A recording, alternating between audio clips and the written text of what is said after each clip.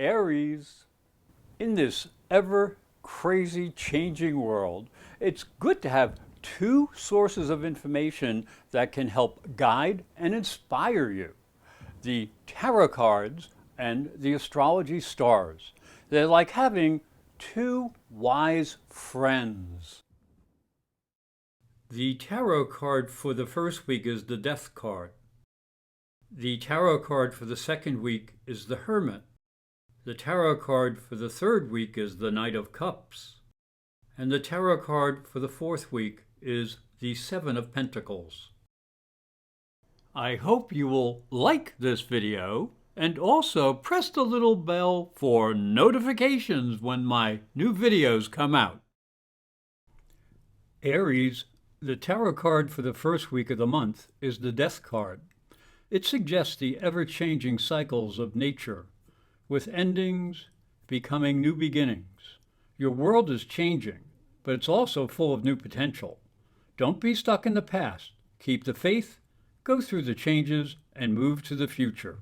Now, as we look into the astrology, the month begins with three interesting oppositions. The Sun in the 8th house is in opposition to Jupiter in the 2nd house. This warns you to watch your investments carefully. Jupiter inflates optimism and tends to take gambles. Know what you're investing in. Mercury in the 8th house opposes Uranus in the 2nd. This warns you to be careful when you're in motion or when dealing with electronics and computers. Realize that not everyone is honest. Upgrade your antivirus. Then Venus in the 6th house opposes Neptune in the 12th house of limitations. This is not a good time to be dreaming of success. If you have not done the hard work, pay attention to the details. The tarot card for the second week of the month is the Hermit. This card represents the spiritual wisdom that is offered to the seeker on the path. The Hermit has seen the challenges of life, and he holds in his lantern the possible answers. Will the seeker follow the advice of Spirit? Now, as we look down into the astrology, week 2 is energized by Mars in the 8th house, opposing Uranus in the 2nd house of money. You'll have to be very careful with your finances this week, as powerful impulses are urging you to take action to get what you want. Unfortunately, you might not be thinking clearly, for your sense of logic is being disrupted by your willfulness. You may also run into some conflicts with partners over money, so be careful. This will be very important over the 13th and 14th when the new moon occurs in Scorpio in your 8th house, and it also opposes Uranus in the 2nd. If anyone tries to sell you a pig in a poke, don't fall for inflated descriptions. Check any electronic equipment before you buy it. The tarot card for the third week of the month is the Knight of Cups. A man dressed in armor is seated upon a white horse, and he extends a cup before him. His helmet signifies imagination, and water is behind him. He suggests inspiration, creativity, and emotion.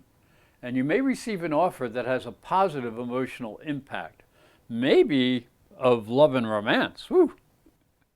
Now, as we look into the third week, it begins with a powerful Sun-Mars conjunction in your 8th house. You will have to be very careful with partners, as this is a combination of high-flying energy. You might think you know what they want, but you may be way off the mark. Most likely, you are confusing your own desires with theirs. You'll have to control your emotions, especially in intimate affairs. Thankfully, this is followed by an easy trine between the Sun and Mars in the 8th to Neptune in the 12th house. This can increase your sensitivity. So Neptune is at home in the 12th, and he will open your psychic intuition so you don't go overboard. This is an important time to listen to your dreams and your intuitions. The tarot card for the last week of the month is the Seven of Pentacles. This card represents a need to take inventory of what has been done. You can represent any kind of achievement. You have worked hard and achieved some success, but you may need to reflect on what you have achieved and where you want to go from here to the future. Now, as we look into the astrology, the month ends as the sun enters optimistic Sagittarius and your ninth house of ambition. You'll be feeling more adventurous and optimistic, and you may be ready to take on the world. This is a good time to take a class or plan a journey. You can never tell who you'll meet. Your optimism and energy may be modified a little bit as Saturn will square both the Sun and Mars from the 12th house. This is like racing up to a red light. You need to plan ahead carefully, not just take unwarranted risks. Now, the month will end with a questionable energy in the area of communications because Mercury in the ninth will square Neptune also in the 12th house. So you may run into some complications if you say the wrong thing or wander off into unfamiliar territory. And don't really focus on your limitations. Focus on overcoming them. Hi, I'm Reverend Tom Kearns, and this is my story. If you are a spiritual seeker, it may help you on your journey. I believe your spiritual development is as important as your religion. If you look at Christianity, it focuses on the life of Jesus. But Jesus was never a Christian. He was Jewish. If this thought intrigues you, you'll enjoy my new book, Light from Water, Freeing Jesus.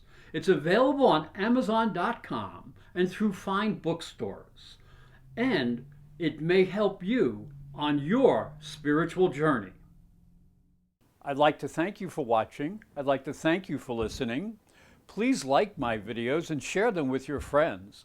And if you'd like to know more information and how to get help personally, get a private psychic and spiritual reading or a natal transit astrology chart, go to my website, ProfessorAstrology.com, and go to the private services page. And that's where you'll get the information. It's ProfessorAstrology.com, and I hope you have a great month.